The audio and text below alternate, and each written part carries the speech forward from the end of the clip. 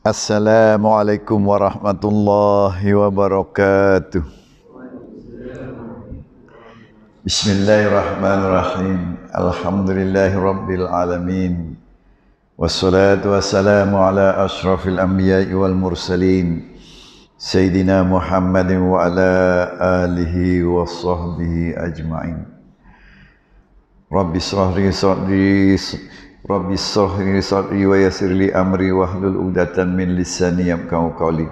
Subhanaka la ilma lana illa ma 'allamtana innaka antal alimul hakim. Wala haula wala quwwata illa billahil aliyil azim. Rabbi yassir wa la tu'assir wa tammim bil khair. Yang saya hormati Tuan Imam, Tuan Bilal, Tuan-tuan haji, tuan-tuan para alim ulama, guru-guru ustaz yang saya hormati sekalian, alhamdulillah syukur kita kepada Allah Subhanahu wa taala. Pada malam ini kita diketemukan dalam majlis kuliah maghrib, yaitu bahagian saya, dan pada kali ini kita masih lagi dalam suasana bulan Maulidur Rasul.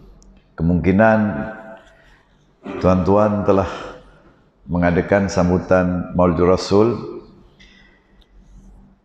bukan saja di masjid ini, bahkan di masjid-masjid di sekeliling kampung kita, yang mana kita hadiri majlis tersebut. Alhamdulillah, mudah-mudahan segala kehadiran yang kita menghadirkan diri dalam majlis-majlis tersebut adalah menjadi satu bukti dan tanda bahawa kita adalah cinta kepada Rasulullah SAW.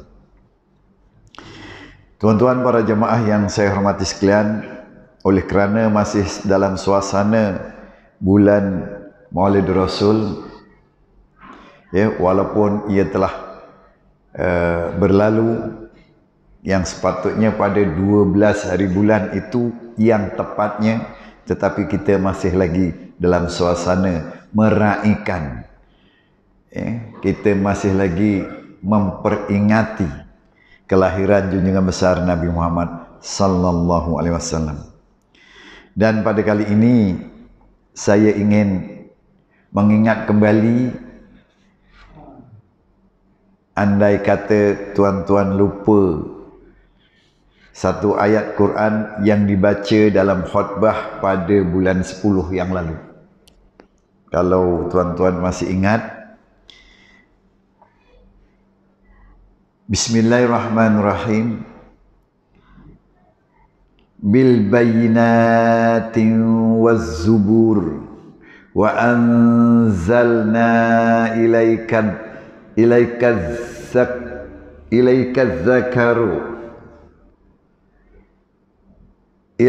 dzikra litubayyina linnas ma nunazzila ilaihim wa la'allahum yatafakkarun. Surah Al-Nahli ayat yang ke-44. Artinya kami utuskan, yakni kami utuskan rasul-rasul itu membawa keterangan-keterangan yang jelas nyata, yakni yang membuktikan kebenaran mereka, dan kitab-kitab suci yang menjadi panduan. Dan kami pula turunkan kepadamu, yakni wahai Muhammad, Al-Quran yang memberi peringatan supaya engkau menerangkan kepada umat manusia akan apa yang telah diturunkan kepada mereka dan supaya mereka memikirkannya. Tuan-tuan yang dirahmati Allah sekalian, ayat tersebut diturunkan kepada Nabi Muhammad SAW, bahawa Allah Ta'ala telah menerangkan kepada Nabi Muhammad SAW perkara-perkara dan suruhan-suruhan melalui kitab yang diturunkan kepada nabi-nabi sebelum Nabi Muhammad pun ada diturunkan kitab-kitab, ya, seperti kitab Zabur, kitab Taurat, kitab Injil, dan pada Nabi Muhammad ialah kitab Al-Quran yang masih ada sampai sekarang, insya-Allah sehingga hari kiamat, yang mana dalam kitab-kitab tersebut, ya, daripada kitab yang dulu sampai kitab Al-Quran, ya, walaupun kitab Taurat dimansuhkan, kitab Zabur dimansuhkan, kitab Injil dimansuhkan, ya, apabila turunnya kitab Al-Quran, semuanya itu menerangkan untuk beriman kepada Allah Subhanahu wa taala, dan yang lengkap selengkap-lengkapnya adalah kitab Al-Quran. Tuan-tuan yang dirahmati Allah, agama Islam mewajibkan umatnya mencintai dan mengasihi baginda Rasulullah sallallahu alaihi wasallam. Lebih cinta kepada seluruh makhluk, sebagaimana hadis Rasulullah SAW, la yu'minu ahadakum hatta akuna ahabba ilaihi min waladihi wa walidihi wan nasi ajmain.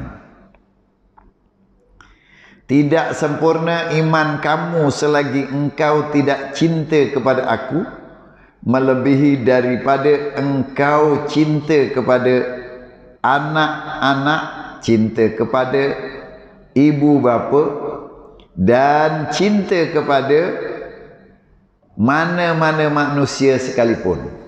Maknanya dalam perkara-perkara cinta kita ni, sama ada cinta kepada keluarga kita, anak, isteri, ibu bapa, juga kepada sahabat-sahabat, kawan-kawan, jiran, tetangga, dan seluruh manusia, maka kita disuruh melebihkan cinta kita kepada Rasulullah sallallahu alaihi wasallam. Tidak sempurna, ya, Rasulullah SAW menerangkan tidak sempurna iman kamu selagi engkau tidak cinta kepada aku melebihi daripada cinta kepada semua keseluruhan tadi yang diterangkan, anak-anak, mak bapak, dan seluruh mana-mana manusia sekalipun ni. Jadi kita disuruh cinta kepada Rasulullah SAW. Dalam majlis-majlis yang kita dengar pun, kita diterangkan dengan cinta Rasul, kasih Rasul, sayang Rasul. Tetapi di sini ada persoalannya. Apa persoalannya? Namun kita ada pertanyaan, yaitu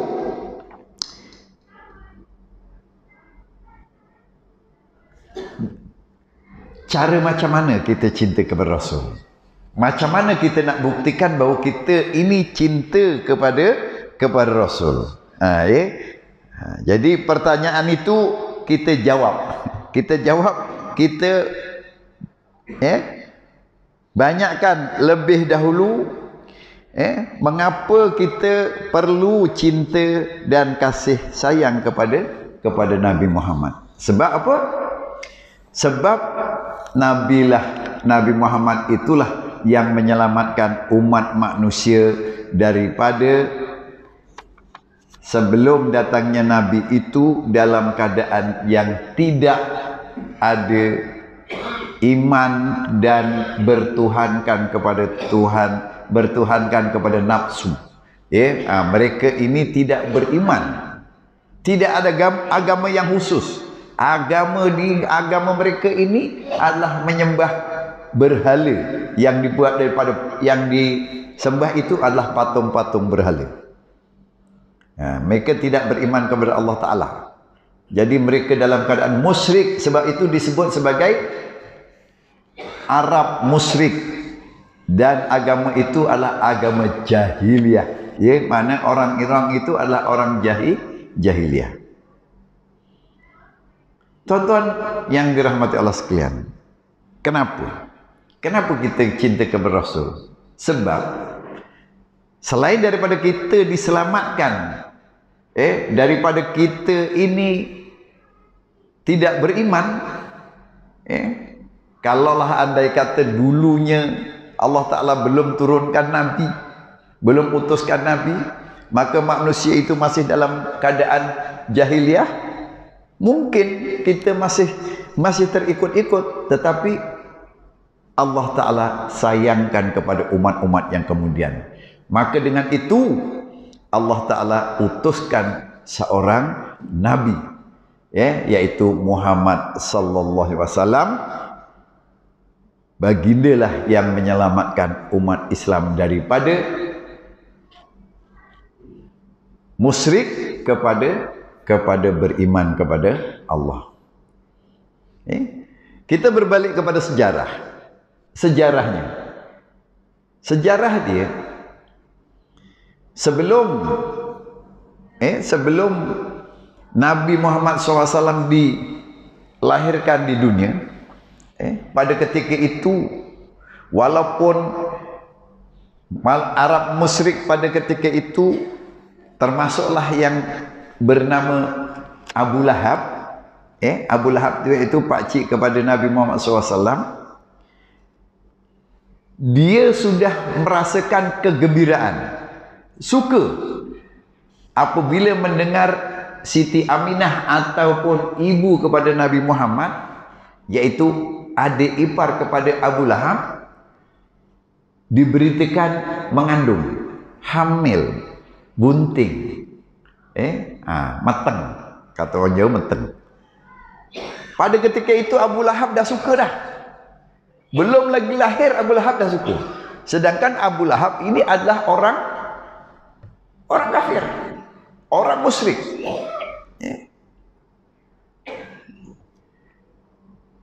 Dia dah suka, sehingga kan dia menyuruh siapa? Dia memerintahkan hambanya yang bernama Suhaibah untuk menjaga Siti Aminah ini, supaya dia menjaga keperluan Siti Aminah. Kalau ada keperluan, tolong jaga. Sehinggalah lahir, apa kita putuskan cerita, pendekkan cerita, sehinggalah lahir. Apabila lahir saja Nabi Muhammad, pada ketika itu dia terlalu gembira. Abu Lahab ni, dia terlalu gembira sangat kerana dia dapat anak saudara. Dia dapat anak saudara, sehingga dia sanggup mengadakan majlis besar-besaran kenduri. Kenduri. Kalau sekarang ni selamatan, kita kan, orang kita selamatan, dia buat kenduri dengan menyembelih beberapa ekor unta dan beberapa ekor kambing. Saking sukanya, saking gembiranya tadi tu. Dan itulah majlis yang pertama. Majlis yang pertama Maulid Rasul. Maulid, iaitu ke atas kelahiran Nabi Muhammad SAW, bapa saudaranya yang mengadakan. Jadi kita ambil daripada sejarah itu, sedangkan dia ini, Abu Lahab ini, walaupun pada permulaannya dia suka, tapi akhirnya apabila Nabi Muhammad telah dilantik menjadi menjadi Rasul, dengan mengembangkan dan berdakwah menyampaikan agama Allah kepada masyarakat Arab pada ketika itulah Abu Lahab benci dan tak suka dengan Nabi Muhammad SAW. Pada awalnya dia suka, tapi akhirnya dia menjadi musuh Islam, dan dia sangat benci dengan orang-orang Nabi Muhammad dan pengikut-pengikutnya. Sampailah dia meninggal, sampai dia matilah. Sebab dia bukan orang Islam, kita sebut mati. Sampai dia mati. Dan dalam ceritanya dia mati oleh kerana dia matinya itu mati dalam bukan dalam Islam, dalam kekufuran, dalam kafir, maka dimasukkan dalam neraka. Pun begitu, Allah Ta'ala masih ada masih ada kasih dan sayang kepada mereka. Maknanya walaupun dia dimasukkan dalam neraka, tetapi setiap hari Isnin seksaan dan azab kepada Abu Lahab ini diringankan, sebab dia pernah ada rasa kasih dan sayang kepada Nabi Muhammad. Gitu. Itu sebabnya apatah lagi kita sebagai umatnya yang diselamatkan daripada perkara-perkara seperti orang-orang yang dahulu tidak beragama. Kita menerima agama daripada Nabi Muhammad SAW. Wahyu yang diterima oleh Nabi Muhammad SAW disampaikan kepada kita, dan kita terus memberi taat dan terus mengikut serta bertakwa kepada Allah SWT. Jadi kita sentiasa ingat, tapi jangan hanya ingatnya itu setahun sekali. Jangan ingatnya setahun sekali, tapi kita teruskan dengan kemampuan kita lah. Jadi tuan-tuan yang dirahmati Allah sekalian, kerana apa tuan-tuan? Jangan kita disebut sampai disebut oleh Rasulullah SAW antara orang-orang yang tergulung ataupun termasuk dalam kumpulan orang-orang yang tidak akan berjumpa dengan Nabi. Orang yang tidak akan berjumpa dengan Nabi Muhammad SAW besok di akhirat. Ada 3 golongan. Disebutkan dalam hadis ada 3 golongan orang-orang yang tidak akan berjumpa dengan Rasulullah SAW. Siapa dia? Itu yang kita nak tahu. Siapa dia? Yang pertama sekali ialah orang yang derhaka kepada ibu bapa. Walaupun kita ni dah jadi bapa, kita ni dah jadi datuk, setengahnya dah jadi datuk, jadi bapa. Mungkin kalau macam pengurusi ni masih bapa lagi. Kalau tuan-tuan macam Wak Juki yang dah jadi buyut. Buyut, Wak Juki dah buyut dah buyut dah. Tapi kita masih lagi perlu berbakti kepada ibu bapa kita. Kerana kita berbakti kepada ibu bapa sampai bila-bila kita masih lagi kena berbakti kepada ibu bapa. Kena buat baik kepada ibu bapa. Jangan sampai kita jadi macam Al-Aqamah dan Az-Zuraid. Baik. Yang kedua yaitu orang yang tidak berselawat kepada Rasulullah SAW. Orang yang tidak selawat kepada Rasulullah SAW, dia tidak akan berjumpa dengan Rasulullah SAW akan datang. Ya, di akhirat. Sebagaimana hadis, al-bakhilu min zukirtu indahu falam yusalli alayya. Orang yang paling kedekut ialah mereka yang ketika mendengar namaku disebut, mereka tidak berselawat untukku.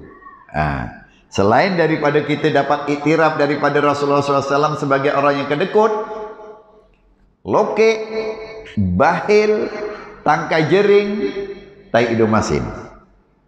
Jadi kita kena berselawat ketika nama Nabi disebut.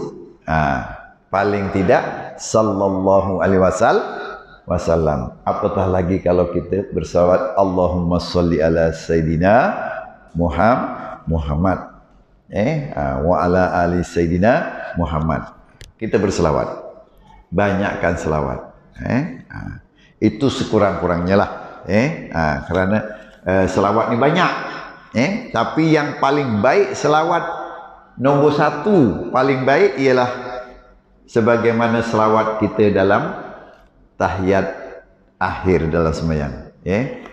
Allahumma salli ala Sayyidina Muhammad wa ala ali Sayyidina Muhammad wa ala ali Ibrahim wa ala ali Ibrahim kama sallaita ala Ibrahim wa ala ali Ibrahim wa barik ala Muhammad wa ala ali Muhammad kama barakta ala Ibrahim wa ala Ibrahim fil alamina innaka Hamidum Majid.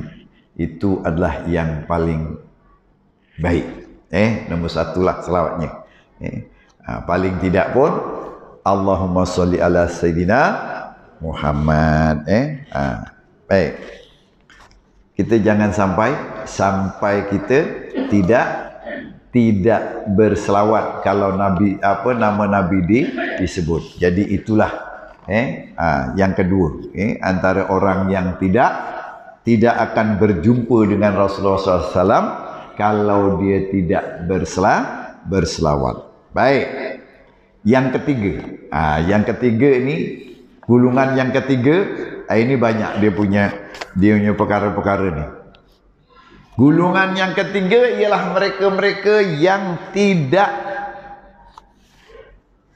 orang-orang yang tidak mengerjakan sunnahku. Orang-orang yang meninggalkan sunnahku. Orang-orang yang meninggalkan sunnahku. Dia tak mengerjakan, tidak melakukan sunnah yang Rasulullah SAW buat. Sunnah Rasulullah SAW buat. Sunnah itu ada dua. Yang pertama sunnah yang wajib. Yang wajib. Seperti sembahyang 5 waktu, puasa, zakat, haji, itu wajib. Memang kita kena buat. Rasul buat, kita buat. Rasul buat, kita buat. Yang kedua, sunnah yang sunat. Sunnah-sunat. Maknanya, yang sunat ini, kalau kita buat, kita dapat pahala. Kalau kita tak buat, rugi. Ada orang menyebut, tak buat dapat pahala, tak buat tak apa. Kalau kita gunakan istilah tersebut, rugi, salah tu. Buat dapat pahala, tak buat rugi. Jadi kita kena buat. Kenapa? Kerana kalau kita tak buat, rugilah. Sebab perkara itu perkara yang mudah, tanpa modal, tak payah gunakan duit, tak payah gunakan tenaga. Kita buat yang paling mudah sekejap. Contoh, kalau sebelum ini saya dah sebutkan, saya rasa 2 bulan yang lalu ke bulan yang lepas, 7 sunnah Rasulullah SAW yang perlu kita jaga. Yang perlu kita jaga. Saya ulang semula. Saya ulang semula dia punya perkara yang perlu kita jaga. Yang pertama sekali, tahajud. Yang kedua, baca Al-Quran. Yang ketiga, jangan tinggalkan masjid. Huraiannya saya dah huraikan dulu. Saya cuma ulang semula je. Yang keempat, duha. Yang keempat, duha. Yang kelima, sedekah. Yang kelima, sedekah. Yang keenam, wudu. Maknanya kita suruh mengekalkan wudu kalau bolehlah. Yang ketujuh, istighfar. Itu 7 sunnah Nabi yang perlu kita jaga. Perlu kita jaga. Yang ini lagi mudah. Yang ini lagi mudah. Banyak sebab sunnah-sunnah Rasulullah SAW banyak. Kalau kita nak tulis satu persatu, tak sempat, tak dapat, tak mampu kita nak tulis. Sebab segala apa yang Rasulullah SAW lakukan, segala apa yang Rasulullah SAW sebut, katakan dari perkataan Rasulullah SAW itu sebagai sunnah. Apa yang Rasulullah SAW lakukan sunnah, dan apa yang Rasulullah SAW mensetujui, apa yang sahabat lakukan itu juga sunnah. Jadi banyak sunnah ni, terlalu banyak. Kalau kita tulis tak muat buku, sampai buku tukar-tukar pun tak cukup. Baiklah, kita ambil yang mudah-mudah. Kita ambil yang mudah. Apa dia? Yang pertama sekali, selain daripada 7 yang saya sebutkan tadi, sunnah yang mudah, pandangan mata. Pandangan mata. Maknanya pandangan mata itu, Nabi selalu menundukkan pandangan matanya. Delok orang melingas, orang pecicilan. Dia jalannya kalau pandang tunduk, kalau berjalan dia tunduk. Orang nak ngelungong ngene wong, duduk pergi tempat orang tu tak melingkar kono, melingkar kene, tak melingas mata ni. Orang pecicilan. Mata ni sentiasa dia menundukkan pandangan. Kalau kita pandangan mata kita liar, itu adalah anak panah iblis. Anak panah iblis. Jadi kita kena tundukkan mata. Baik. Lihat sekali itu terlihat tak apa. Tapi lihat kali kedua,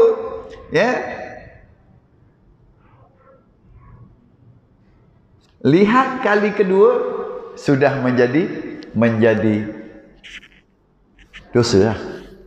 Katakan kita tengok sesuatu yang haram, terlihat, cepat-cepat palingkan. Kalau kita terlihat terus saja, dah jadi haramnya nanti.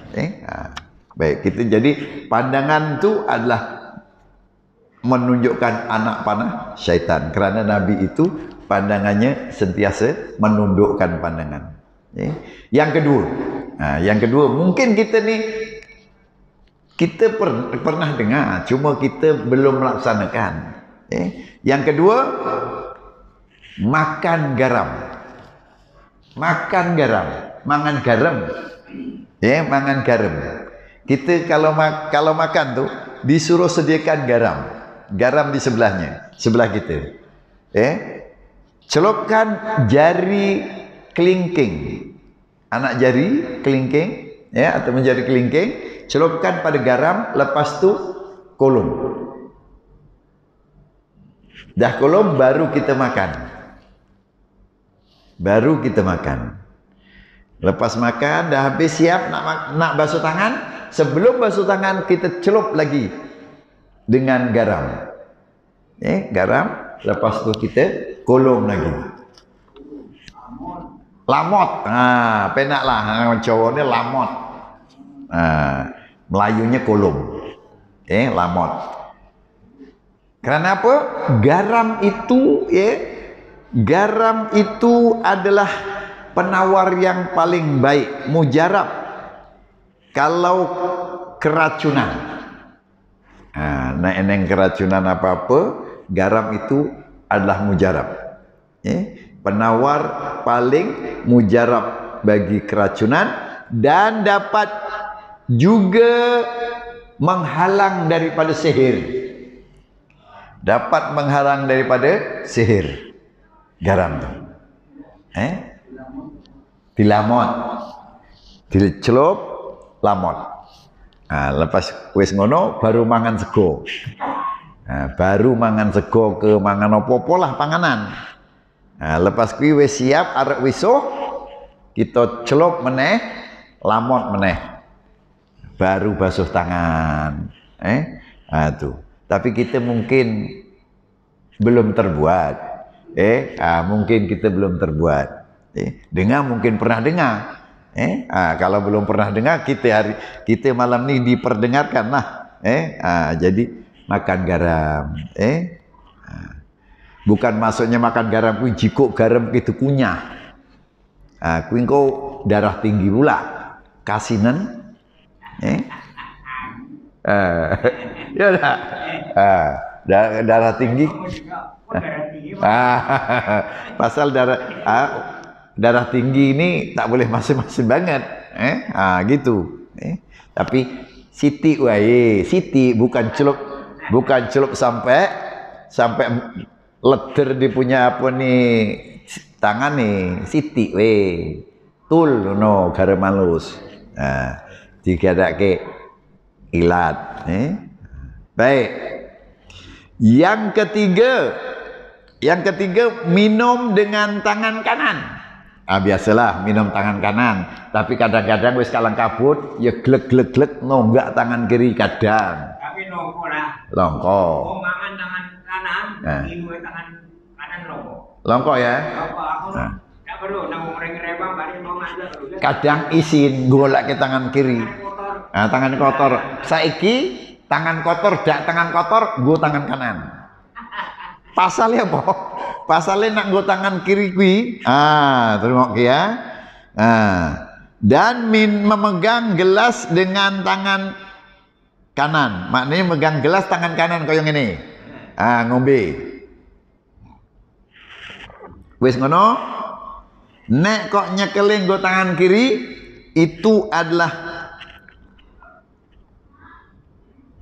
tangan kiri. Sebab apa? Sebab iblis itu memegang gelas dengan tangan kiri. Sapa sing nggo tangan kiri maknane kita melu kaya fi'ile iblis. Ngono. Iki utu aku sing ngomong. Aku njikuk nang anu tenan iki, ya. Betul. Jadi eling-eling mulai sekarang mbok tangane gobres ke dak gobres nggunakake tangan kanan juga. Ya metuk sithik lah, aja ya wis gobres nyekel ngene. Ya ngene lah nyiting-nyiting sithik, kan. Gitu. Jadi kita minum dengan tangan kanan, apa pun kita kena dengan tangan kanan. Baik. Yang keempat langkah kanan. Langkah kanan maksudnya melangkah kanan masuk ke tempat-tempat suci. Seperti masjid, seperti rumah, melbu masjid, melbu surau, melbu tempat-tempat yang bersih, yang suci. Masjid, kaki kanan. Metune pula kaki kiri, dieling-eling, metune kaki kiri. Kena ingatkan, keluar kaki kiri. Berbeza kita maring tandas, masuk kaki kiri, keluar kaki kanan. Pasal kita nak mengikut ambil sunahnya. Kita nak ambil sunah. Sebab payah ya. Ya tapi nak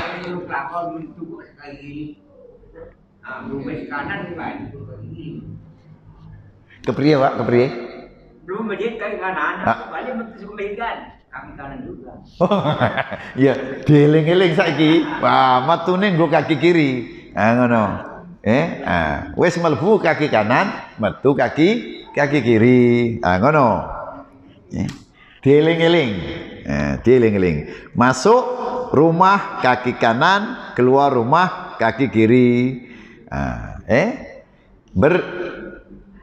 Berbeza nak kita masuk tandas kaki kiri, keluar kaki kanan. Kabeh kuwi yang dia punya kuwi sunah. Tapi nak kita wis selalu eling-eling, nek kok kita metu nggo sikil kanan mlebu neh. Betul gitu. Saya pun dulu gitu macam tu. Jadi kita biasakan. Jadi terbiasa. Melbu meneh langkah ke kiri. Sebab apa kita nak membiasakan? Saya pun gitu. Dulu masa nak mulakan gitulah. Baik, makan dengan 3 jari. Iki mangan tamar lah. Nabi makan tamar dengan 3 jari. Ya nak kita mangan sego nggo 3 jari so ya boleh tahan. Ya kena juga. tangga. Rumah ini ngondone bayar. Omah yang ada ni. Rumah tangga loro tidak kepiye. Ya nak munggah nak eneng ondone ya mulai nggo sikil kanan munggah mula-mula. Biasanya ini kan. Heeh.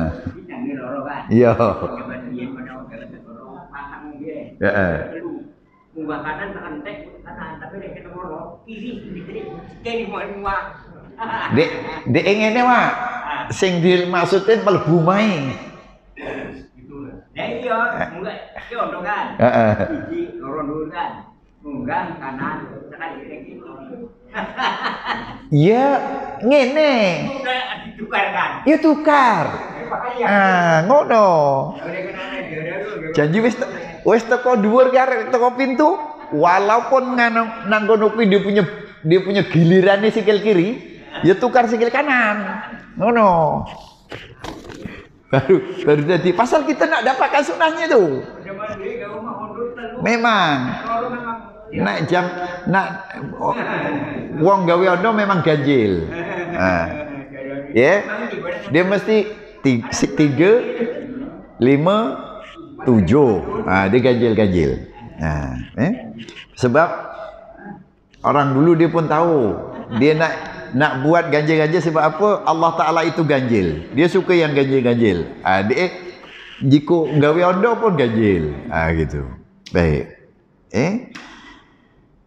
Makan dengan 3 jari. Nak isolah Rasulullah SAW makan tamar dengan 3 jari. Pasal makan tamar. Ibu jari telunjuk dengan jari hantu. Payah. Nak sego payah lah. Kita memang tak iso. Nak sego ya dicomot juga. Sik tangan 5.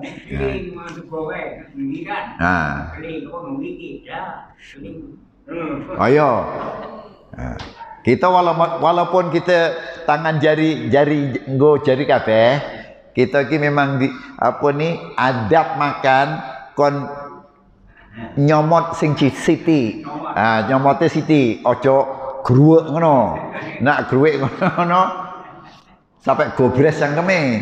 Mangane sampai muncung-muncung. Nak watuk metu kabeh. Gebros ngono metu kabeh. Baik. Lepas tu yang kelima memberi salam. Ini biasalah memberi salam. Peringatan kita je. Kadang-kadang kita lupa memberi salam. Jumpa siapa-siapa pun kita kena beri salam. Maknanya sama-sama Islam lah. Kita beri salam. Memberi salam itu sunat, menjawab salam itu wajib. Dan memberi salam itu adalah syiar Islam. Memberi salam itu syiar Islam. Tandanya kita ada orang Islam ni memberi salam. Jadi kita beri salam lah. Assalamualaikum. Ya sing bener nyebute assalamualaikum. Jawab ya betul. Waalaikumsalam. Sekurang-kurangnya yang lebih baik dilebihkan. Waalaikumsalam warahmatullahi wabarakatuh. Kalau macam itu kita dapat 30 kebajikan. Nek kur waalaikumsalam kur untuk 1 kebajikan. Warahmatullah 2. Wabarakatuh 3. 10, 10, 10, 30. Yukur jawab ngono wae. Wajib jawab tu wajib. Peraturannya yang datang beri salam kepada orang yang sedang duduk. Yang sikit beri salam kepada orang yang ramai. Itu ada dia punya peraturan ni lah. Peraturan salam. Tapi walau macam mana pun kita sunatnya memberi salam.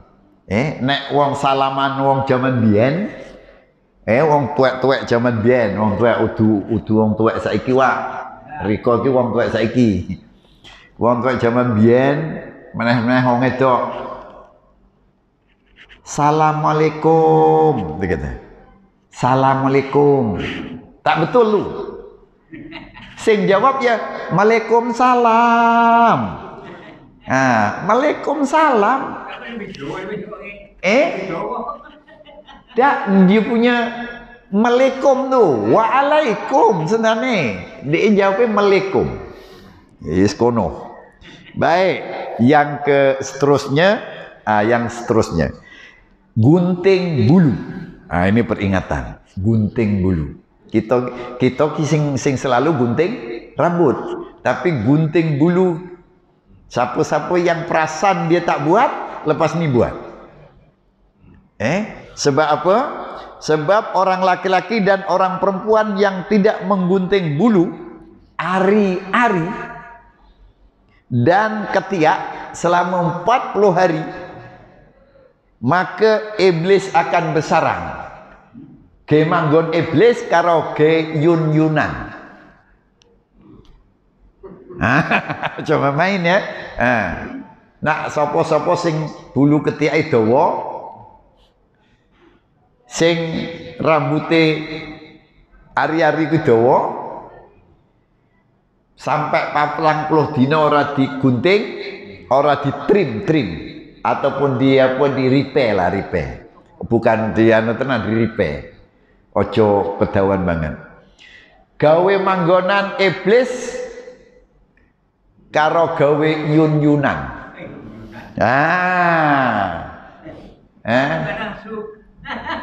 Ya kita cabuti, tapi kita wis tuwek dak metu lah, wis dak gelem tukul. Jadi kita kena cabut. Kalau tak ada tak apa, tak payah. Bagus. Dah tak ada. Kui lah sing jeng ni hari-hari wah. Dah hari-hari kui. Ya kon repair. Ora dijabut lah, nak jabut apa ora? Repair ya digunting lah. Oh jabut, nak jabut kicat ya kono. Cukur senggawi.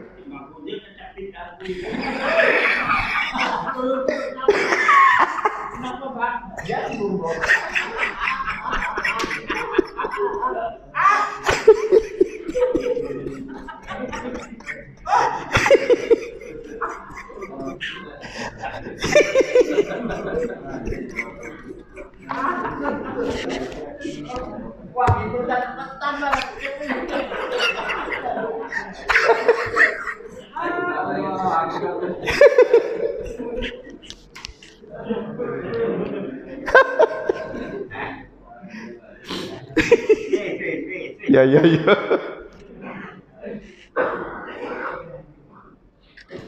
Kecepet deh. Gitulah gunting boleh, cukur pun boleh. Pun boleh. Nasib baik kita ni semua laki-laki kan. Sama, tak apalah. Baik. Terakhir. Iya, sing ngisor lah.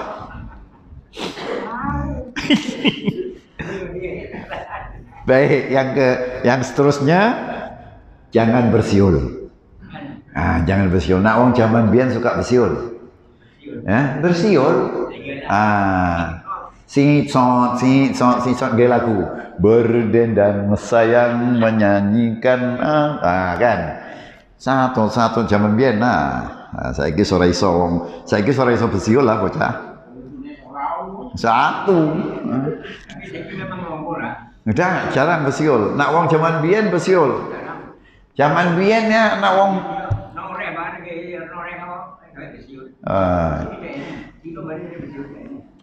pasal apa? Ngene. Bersiul iki ya, kerana pasal apa? Bersiul iki sifate iblis, tabiat iblis. Dia kata apa? Kerana waktu iblis mula-mula dibuang daripada dunia, daripada surga, dikeluarkan daripada surga, ketika dia mengembara, dia sambil bersiul-siul. Jadi bersiul itu tabiat iblis. Jadi kita dilarang supaya jangan bersiul. Kita dengarkan dulu azan. Tuan-tuan, para jemaah yang saya hormati sekalian, jadi kita Teruskan lagi bahasan kita berhubung dengan sunnah Rasulullah SAW. Kerana itu adalah salah satu daripada mengelakkan kita untuk tidak berjumpa dengan Rasulullah SAW. Yang seterusnya iaitu cara potong kuku tangan. Cara potong kuku. Kadang-kadang kita ni alah anggar ketok wis. Ketok dawa ketok. Ketok dawa ketok. Tapi sebenarnya ada sunahnya. Cara macam mana? Sebab kalau kita potong saja gitu, dapat pahala, dah dapat pahala dah, sebab kita buat pembersihan dekat tangan kita. Tapi ada dia punya cara untuk kita dapatkan lagi kebajikan lagi yang kita boleh dapat. Macam mana? Cara potong kuku tangan. Mulai dari jari telunjuk kanan disambung dari kelingking kiri. Terus gini. Tunjuk kanan, lepas itu jari hantu, lepas itu jari manis, lepas jari manis jari kelingking. Terus sambung maring jari kelingking kiri. Maring jari manis, jari telunjuk, jari hantu, jari telunjuk kiri dan jempol kiri. Lastnya entek-entekane nang jempol kanan. Itu dia punya sunnah dia. Dia sunnah. Sunnah yang kedua. Yang pertama kita potong kuku, dah sunnah dah, dapat pahala. Yang kedua kita ambil dia punya sunnah yang kedua, iaitu ikut cara yang sebenar. Jari telunjuk, hantu, manis, kelingking. Ambil terus jari kelingking, manis, hantu, telunjuk kiri, jempol kiri, dan las ataupun yang penghabisannya jempol kanan. Kui wes entuk dah 3 dah. Dah 2. Apatah lagi kita ambil potongnya itu pada hari Jumaat. Dina Jumaat metonge. Lepas itu ataupun nak dak dina Jumaat, dina Senin. Nak dak dina Senin, dina Kamis. Itu adalah hari-hari yang disunatkan untuk kita potong kuku. Kui motong kuku tangan, bagian tangan. Nek kuku kiki pula. Kuku kaki. Kuku kaki. Kalau kuku kiki, kuku kaki ataupun kuku sikil, dia penak orang yang nyebelah maring dindi. Daripada cara potong kuku kaki mulai dari kelingking kanan, seko anak jari sikil kanan, terus jebol sampai teko jempol, lepas ki sambung jempol kiri sampai teko kelingking kiri. Terus je terus. Dia terus. Tak ada macam tangan. Nak tangan gimana yang bersilang-silangan. Bermula daripada jari telunjuk kanan. Nak sikil dia tak. Seko anak jari kelingking jari kanan sampai teko kelingking jari kiri. Itu cara dia. Baik. Yang ke seterusnya yaitu panjang lengan baju Nabi. Panjang lengan baju Rasulullah SAW hanya sampai pergelangan tangan sahaja. Jadi kur sampai teko pergelangan tangan aja. Orang lah sampai grebreh sampai dawa banget tadi. Dia tak sampai situ. Jadi koyok sing kita menggo kita betul lah tu. Itu dah dapat sunahnya lah tu. Dapat sunahnya. Nek kok dawa banget kita lipat. Mari lipat sampai pergelangan lah. Sing tuan-tuan nganggo guys bener lah. Dah betul lah. Okey. Itu tak ada huraian banyak panjang. Pakaian kesukaan Nabi. Ini pakaian kesukaan Nabi. Nek kok kita arek untuk sunai, pakaian Nabi dua je. Sing Nabi suka nganggo dua saja. Pertama gamis. Gamis ataupun jubah lah. Jubah.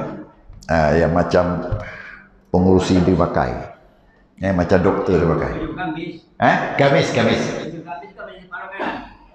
Terus, terus ngisor. Kayak jubah. Nah. Dan kurta ni macam baju kurung tapi panjang lah. Kurta. Jadi dua jenis yang Nabi suka lah. Jubah dia ada dua kan. Jubah ni ada dua jenis. Jubah sing kaya ngene iki selungke sekodas, dan satu yang dibuka dia punya eneng, dia punya apa? Butang depan. Sampai ke misal. Misal terus. Kayak kuil itulah sing Nabi suka. Baik. Seterusnya bersiwak. Siwak nih gosok gigi, gosok untu. Bersiwak gosok gigi, tapi bersiwak sing apik tenan gunake kayu sugi. Kene biasanya sing selalu mengamalkan bersiwak dengan kayu sugi ini jamaah tabligh. Jamaah tabligh digunakan betul kayu sugi dia gunakan kayu sugi. Kayu sugi ki kaya nak didelok sekali kaya kayu getah, tapi bukan lah. Dia ngarepe iso brundul kaya manggar klopo nak kita ketuk-ketuk. Kayak duduk iki. Nak zaman biyen manggar klopo we. Sebab apa? Kalau kita bersugi, nak kita sembahyang dengan bersugi, kita dihitung sembahyangnya kita 70 kali.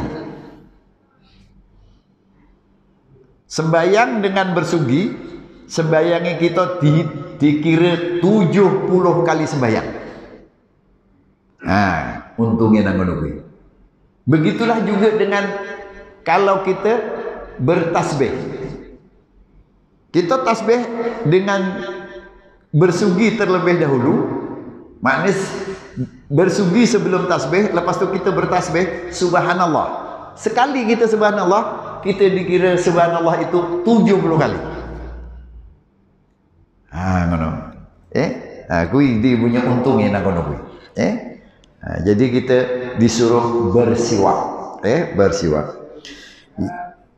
Yang seterusnya yaitu adab ke tandas. Ini tak payah hurai panjang lah. Adab ke tandas ni biasa dah. Selalu sebelum ini pun saya dah bincangkan. Cuma ulangan aja lah. Manalah tahu kita ni bukan kita tak terbuat, mungkin kita lupa ataupun kita terlupalah, biasanya kita lupa. Yang kita terbalik pula. Kalau tadi masuk masjid kaki kanan, ni masuk tandas kaki kiri dulu. Keluar kaki kanan. Nak mau melbu kaki kanan, keluar kaki kiri, ini terbalik. Masuk kaki kiri, keluar kaki kanan. Gitulah. Pakai slipper, pakai tutup kepala, pakai baca doa nak masuk tandas, baca doa keluar tandas. Tutup kepala jangan tinggal, jangan lupa.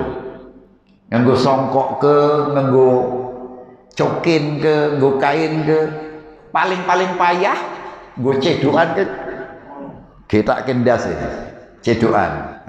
Ataupun eneng bladi cilik sroke noe. Wis penak. Wis kebelet banget ya ora sempat. Nek kena wetenge tengah mules. Ramatan pintu lah. Kuwi lom medun saka pintu terus rong langkah wis tekan jero. Nak kono kuwi dek nang peraturane mbuh sikil kiri, mbuh sikil kanan. Iya dak. Janji tekan. Wong kadang-kadang urung tekan wis metu.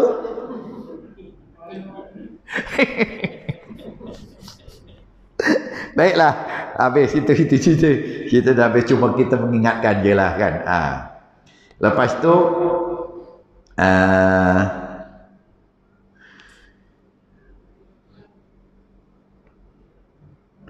makan, adab makan itu kita diingatkan supaya jangan terlalu kenyang. Maknanya saurunge wareg mandek, urung wareg mandek. Tapi nak time kita enak. Wis ora kilingan kuwi. Lasah we. Janjurung teh. Tandane iki dina kae. Aku wong telu. Tapi koncone iki wong nom. Masa maulud nang Batu Pahat. Hari maulud Batu Pahat ini kan eneng perarak kan apa senan. Kita tak berarak lah. Maring buri nang kono wis disediani kon mangan. Lah wong telu dadal.